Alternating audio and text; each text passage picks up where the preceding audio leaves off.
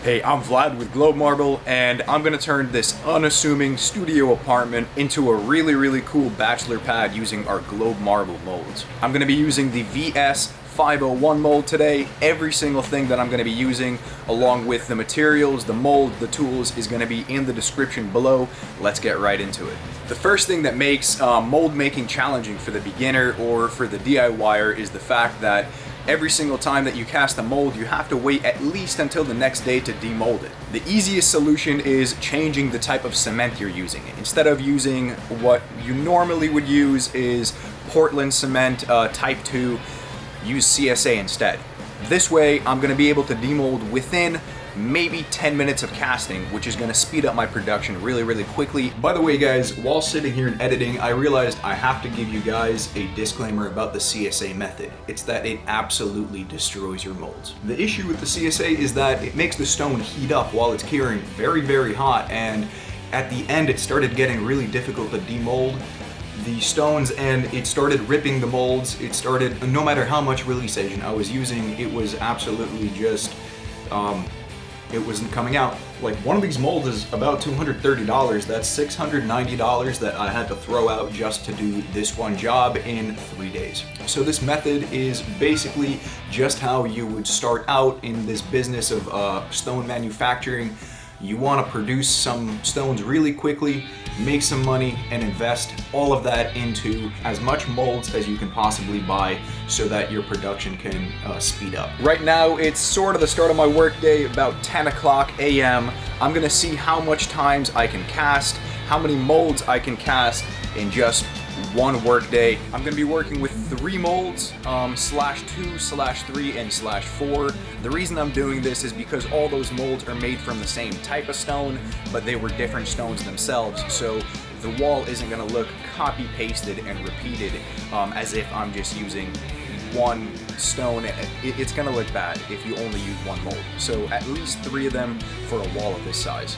On top of using CSA, the second additive I'm going to be using is super plasticizer. That's going to allow me to add way less water than I normally could have, which is going to increase the strength and the longevity of our stones. Here's the mix ratio of all the ingredients and additives I'm going to be using.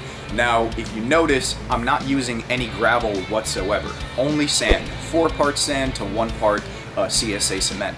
The reason for this is when you're mold casting, you don't want to use any gravel because gravel really increases the chances of you having bubbles in your surface. You don't want that. You want it to look as professional, as beautiful as possible. We're only going to be using sand. So in order to start mixing, the first thing that we want to do is add our water into the bottom of the bucket. This is just going to make sure that everything mixes a lot quicker, a lot easier. And learn from my mistakes. You never want to put the CSA into the water first. I have to sit here and chisel at this thing for a minute. So instead, you're gonna go and add your sand into the water. We're gonna throw in our super plasticizer to make sure we can work with the amount of water that we gave it. And we're gonna put in our CSA next. Before I do that, I have to explain, you're not gonna be able to mix this by hand. This is not one of those mixes. You have to be prepared to work quickly. Ideally, you'd want somebody else to be helping you out. Go ahead and clean all the equipment as soon as you're done using it. But I'm doing a one-man operation. So what I'm gonna be using is a column mix mixer. If you wanna save some money, you could buy an economy mixer that we do sell, but these column mix mixers are German designed. I've been using this one for about 7 years nonstop, and it hasn't failed me once. So I'm gonna go ahead, throw in that CSA, and immediately start mixing.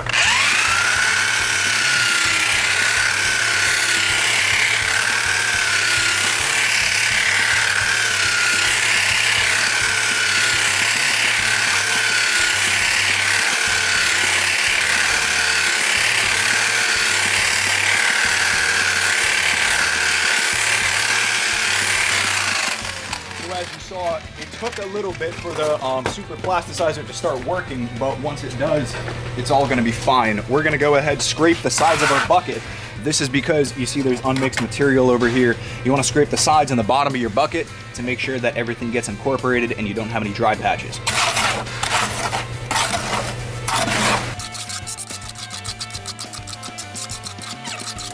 And now one last time, we're gonna hit it with that mixer to get everything incorporated. I'm gonna go ahead and use our release agent on the mold. This makes sure that the stones don't stick to the mold. It's all gonna come out. Let's dump our mix in.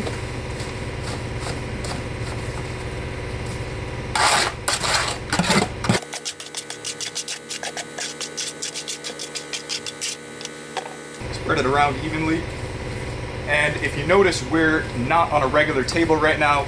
We're on something called a vibration table. We sell these too. It's the easiest, fastest way to make sure that your concrete has no bubbles in it. A lot of times what people want to do is they want to shake it around like this. That works sometimes, but sometimes it doesn't. Best to be on the safe side and use professional equipment. So I'm going to go ahead and turn it on.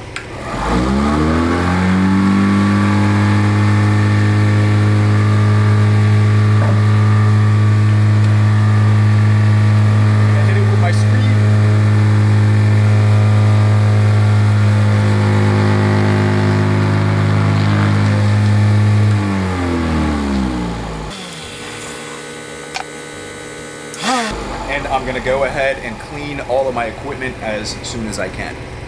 Let's see, right now it's 10:19. That's my cat right there.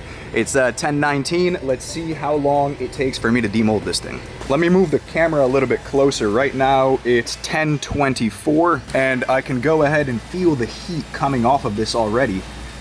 It's still malleable in a few places. I can dig into it with my fingernail. I don't want to demold it yet, but give it a minute or two and this is gonna be perfect. 10:27, 10:28. I went ahead and demolded it. These are what the stones look like so far. I'm gonna go ahead and place them in between these two racks. That way there's airflow circulation and the stone could dry out a little bit quicker so that I could start putting it onto the wall.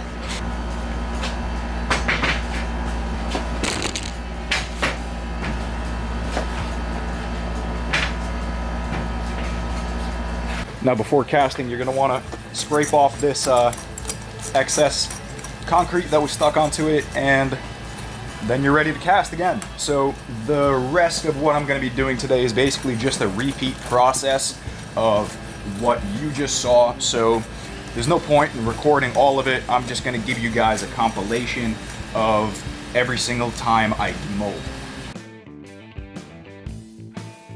So this is what we came up with after a day and a half of casting. I did have somebody help me out though, because it was a little bit more efficient to have somebody just run and clean the tools and everything while it's vibrating so nothing gets set up in the bucket. I'm gonna keep casting the rest of what we need and meet you guys at the next step. So here are some of the ones that I casted. They look really good on their own. Sometimes people don't even pigment these or anything. They just use light to kind of play with shadows. I want to go the entire way though. I'm going to be using a stain on them. So I'm going to be using Eco Stain, the color Domino. It comes in a concentrate. To get the exact color that you see on the color chart on our website, you mix it with a 3:1 ratio of water to stain, but I want it to be a little bit lighter, so I'm mixing it at a 5 parts water to 1 part stain. You gotta shake it up just in case any of the pigment settle down onto the bottom. Mix it into your water. Then I'm gonna go ahead and put it into a pump sprayer.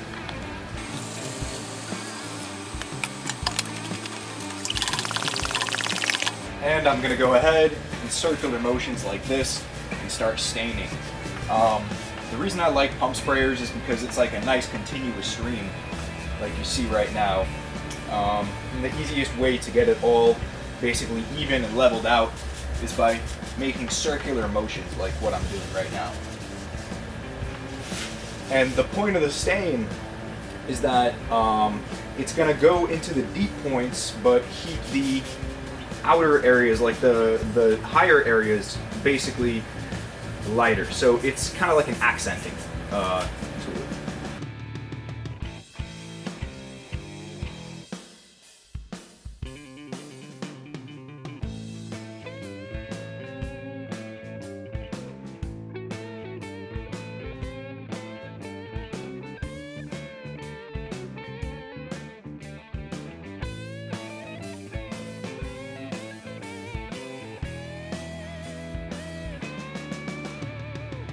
So even though I diluted it down, I don't like it. It's too dark for me. So this is the great thing about EcoStain, is that it's water-based, and if you don't like the way something looks, you can always come back and manipulate the way that it looks with water. So I'm gonna go ahead with a wet sponge. And this already looks 1,000 times better. This wet look, when it's wet, is exactly how it's gonna look when you put the sealer on top of it. And you have to put the sealer, because if you don't put a sealer on top of the stain, it's gonna start rubbing off on people. You can't see, I have black gloves, but it comes off.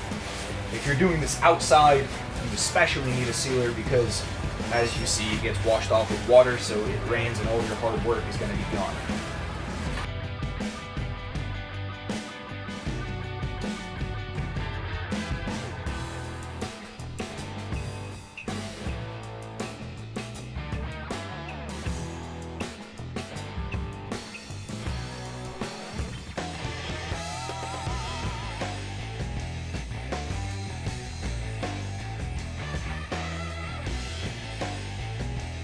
Okay, now let's talk about the sealer. I'm gonna be using HS200, everything else already dried. I have to explain again, it's very critical that you make sure that the stones are completely dry, there's no moisture inside of them.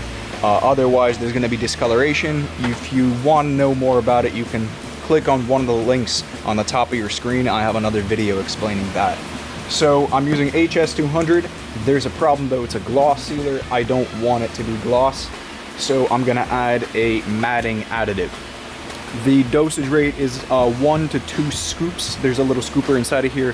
1 to 2 scoops per gallon. I'm gonna be putting 2.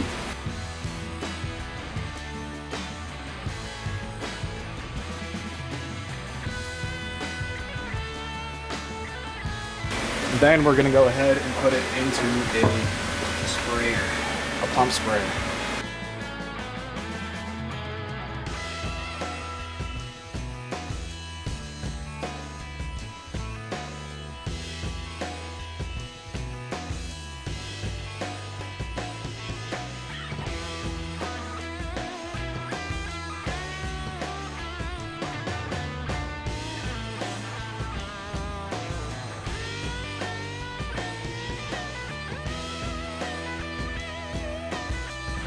And then, just to be safe, make sure that you're completely certain that everything is completely broadcasted. We're gonna go ahead and hit it with a foam roller.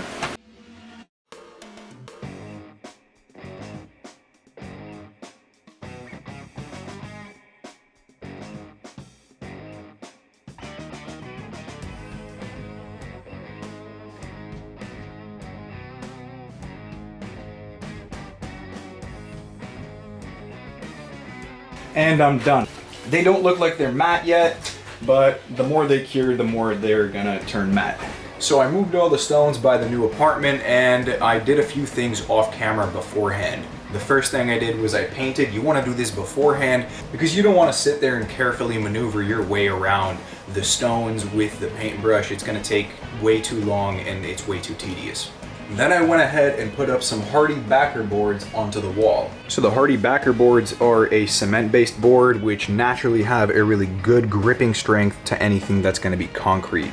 The reason I did it, I didn't want to put it on drywall because I poured over half a ton of concrete. All of that sitting on top of this wall, it's going to fall eventually. So what I did was, instead of tearing the entire drywall out, I attached the hardy backer board, used the beam finder, and screwed on the hardy backer boards wherever the beams are. And then the third thing that I did is I realized that this little step I have right here is completely unlevel. It's not that bad, but I'm still worried that the wall is going to look lopsided. So we have a technique for fixing this. What I did was I screwed on this piece of wood all the way across that length, and I made sure it was completely level. I'm going to start on top of that piece of wood, not on the floor. That way I can build up on top of that, and I come back all the way at the end and finish off the bottom by just grinding off different sections where it gets smaller and smaller on this end. So let's get onto the method of how I'm going to actually attach these to the wall. I already made enough of a mess in here, so the thought of using a thin set mortar to attach this to the wall is not sound good to me. Instead, the best option for interior veneer is using a high strength construction adhesive. So how you use this construction adhesive is pretty straightforward. For the first maybe 2 lines, you want to use more than anywhere else because that's where all that weight is going to be holding on to. But in general, it's very strong. You can basically jump off of the thing with just 4 dots on top of it, which I'm going to be doing after the first 2 lines. So what we're going to do is we're going to put $1, $2,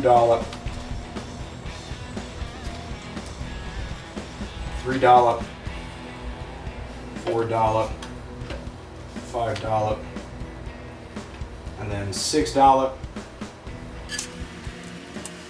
Take it over to the corner of your wall and place it. Let's do that a few more times.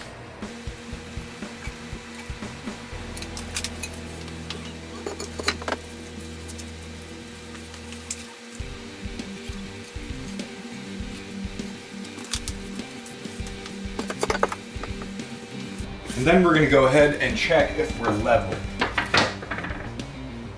Looks good. This one's not too level, so I can go ahead and add a shim in between here and there. And it looks way better.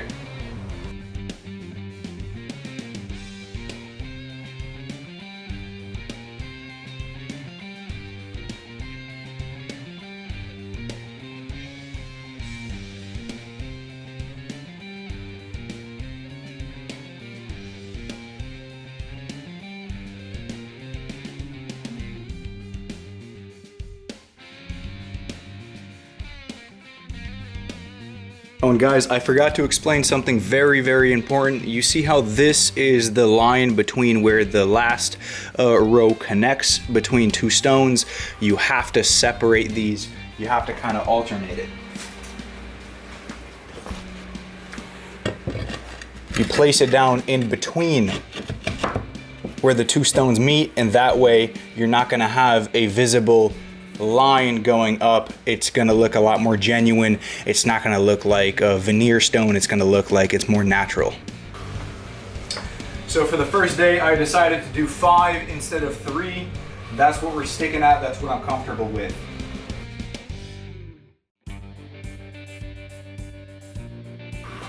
I'm done for today. That's it.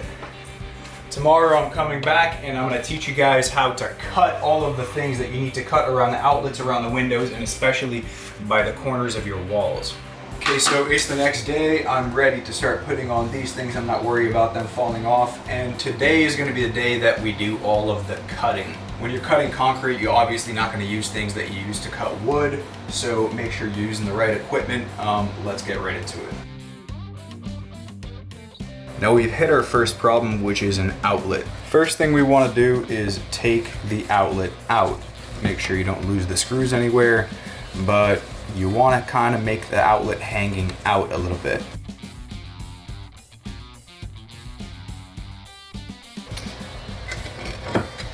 So let's go ahead, mark off where we need to.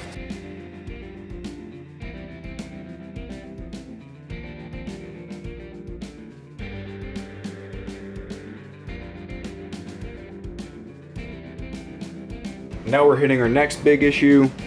We're gonna have to cut a little bit off of an entire stone for this entire length of the wall.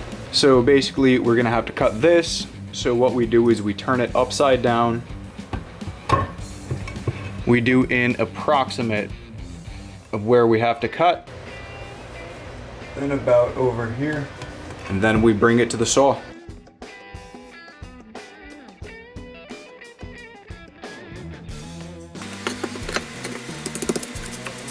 And we got a great fit. So these ones are pretty self-explanatory. You just cut them to the size that they need to be. I'm not going to be showing you guys how I'm cutting it. Let's just keep on going on with the time lapse. By the way, something I didn't show you guys is that this is a freshly applied slab. I don't want it to start sloping down like this, so I'm gonna take a broken piece. You're inevitably gonna get broken pieces, especially through transport. So Just put it right there in between it to make sure that overnight it doesn't start going sideways on you.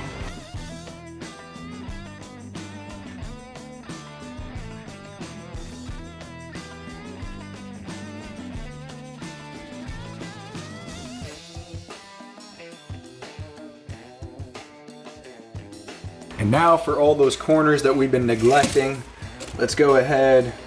That's a little bit under 14 inches. Let's call it 13 3/4.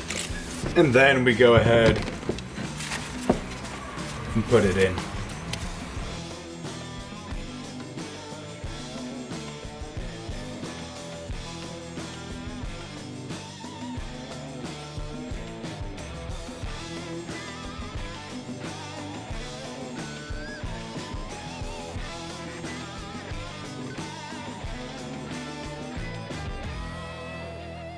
So now we're getting real close to finishing up. I'm gonna take off this leveled board and start attaching the very first row. And the further down I go, the more I'm gonna have to cut those stones so that they fit inside of the smaller space. I'll save you guys the burden of watching me cut everything, so I'm just gonna go ahead and give you a time lapse of me putting the last row.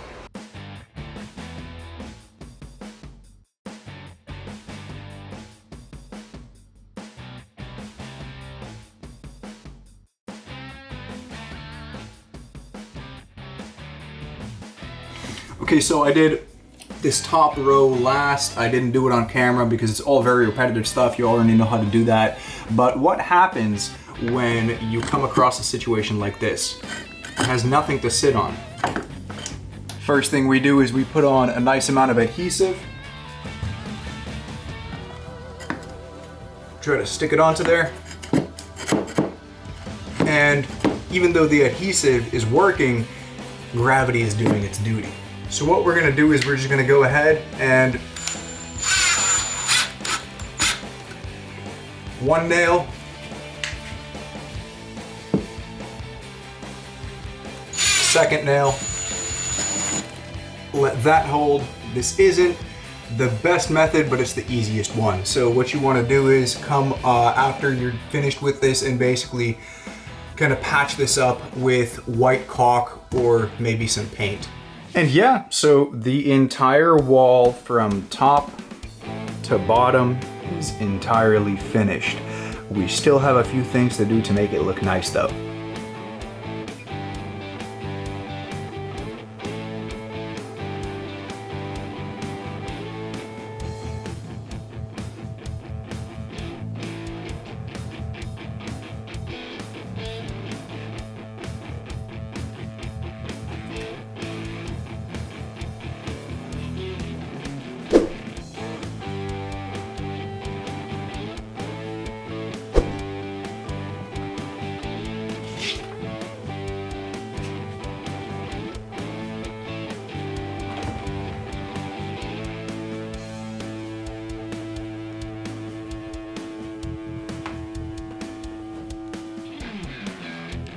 So you've made it to the end of my video, but now I want to ask you for a quick favor.